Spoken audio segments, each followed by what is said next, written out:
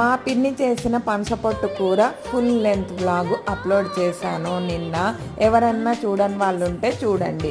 మరి నేను పనసపొట్టు కూర ఇప్పుడు షార్ట్లో పెడుతున్నాను, డీటెయిల్గా ఉండదు కదా, అందుకనే రెసిపీ ఫుల్ లెంత్ అప్లోడ్ చేశాను. ఎవరికన్నా కావాలంటే చూడండి.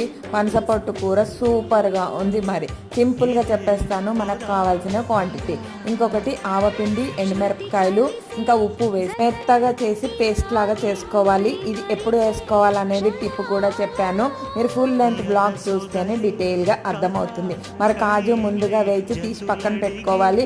ఇక్కడ అంతా పులిహార తాలింపే. మనం పులిహార ఇంట్లో చేసుకుంటూ ఉంటాం కదా, వేసుకొని పచ్చిమిరపకాయలు, కరివేపాకు ముందుగా వేసుకోవాలి. ఉడకబెట్టిన పనసపొట్టుని కూడా టిప్ కూడా చెప్పాను, మళ్ళీ ఇంకోసారి చెప్తున్నాను.